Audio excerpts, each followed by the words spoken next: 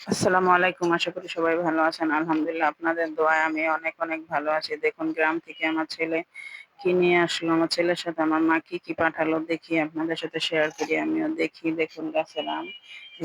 শহরে দেখা যায় আম পাওয়া যায়, কাঁচা আম সবই পাওয়া যায়। কিন্তু শহরের আমগুলো আমার কাছে অতটা টক লাগে না, ভালো লাগে না। তার জন্য আমি সবসময় আমার মাকে বলি গ্রাম থেকে কয়েকটা আম দিবে। আমি আমগুলো কেটে ফ্রিজে রেখে দেই। সারা বছর আমি ডালে দিয়ে খাই। কারণ এই আমগুলো একটু টক হয়। আমার কাছে আবার টক ছাড়া আম ভালো লাগে না ডাইলে খেতে। তার জন্য দেখুন এখান থেকে আম কিছুটা কাউকে অনেককে দিব। দেখা যায় আমাকে অনেকে এনে দেয়। আমার আবার অনেককে দিতে হয়। তাদেরকে কয়েকটা দিব আর আমি কয়েকটা ফ্রিজে রেখে দিব। আর আমার এই আমি শহরের আম দিয়ে আম মাখা এখনো খাইনি। আম মাখা খাবো। কিভাবে খাবো? কোথায় গিয়ে খাবো? রোদ ছাড়া তো আম মাখা ভালো লাগে না। তাই ভাবলাম একদিন ছাদে গিয়ে আম মাখা খাবো। সেটাও আপনাদের সাথে শেয়ার করব। দেখি আমের পাশাপাশি আর কি দিয়েছে। দেখুন কতগুলো আম দিয়েছে।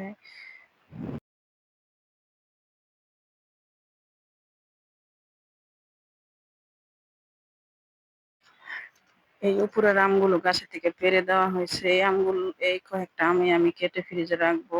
আর দেখুন আর সবগুলো ঝড়ে গ্রামে যেহেতু ঝড় বৃষ্টি হচ্ছে, এটা যখন ঝড় বৃষ্টির সিজন, ঝড় বৃষ্টিতে পড়েছে ওগুলো সব ঝড় বৃষ্টিতে পড়েছে সেগুলো দিয়েছে। আর উপরে যেই কটা এই কটা হচ্ছে গাছ থেকে পেড়ে দিয়ে দেওয়া হয়েছে।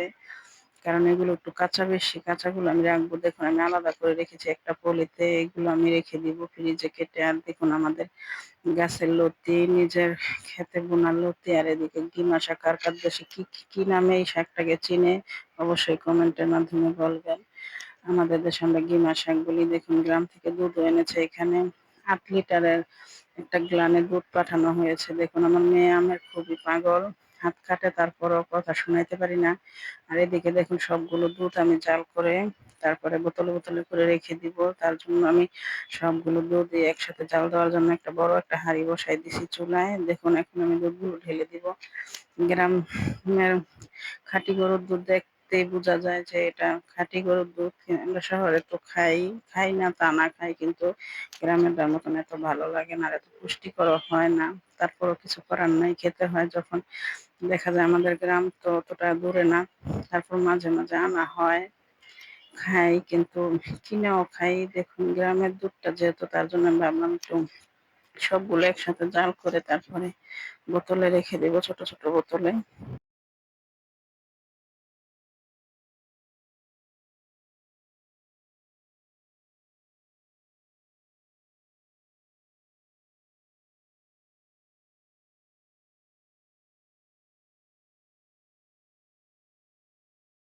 আমার ছেলে একাই গিয়েছে। আমার আব্বা অসুস্থ। আমার আব্বাকে আনতে, আমার আব্বাকে এনে আমি মাসে মাসে ডাক্তার দেখাই। তার জন্য আমার আব্বাকে আনতে গিয়েছে। আমার আব্বা যেহেতু ডায়াবেটিস, রাতে ভাত খায় না। তার জন্য বলতেছে যে চিতই পিঠা খাবে, রুটি খাবে না। চিতই পিঠা এনেছি। দেখুন চিতই পিঠা আমরা তো আর বানাই না, হাতের কাছে কিনতে পাওয়া যায়, তাই কিনেই আনি। দেখুন আমার আব্বার সাথে আমরা সবাই খাচ্ছি ৩ রকমের ভর্তা দিয়ে। ভর্তাগুলো আমরা সব দোকান থেকে আনি না। আমাদের পরিচিত একটা দোকান, ওই দোকান থেকে আনি। ভর্তাগুলো সব পরিষ্কারভাবে বানানো হয়। কারণ আমি আবার চিনি, আমার পরিচিত।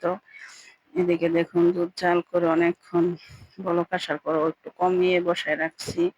এখন আমি একটু নেড়ে ছেড়ে দিচ্ছি। আমি সবসময় দুধের সরটা ভেঙে দেই, কারণ সব কয়টা বোতলের ভেতরে যেন সরটা পড়ে। আর সরটা একসাথে জমা হইলে দেখা যায় একটা বোতলেই যা চলে যায় আর বাকিগুলোতে থাকে না। তার জন্য আমি সরটা কখনোই পড়তে দেই না। আমি ভেঙে দেই একটা কুসুম দিয়ে।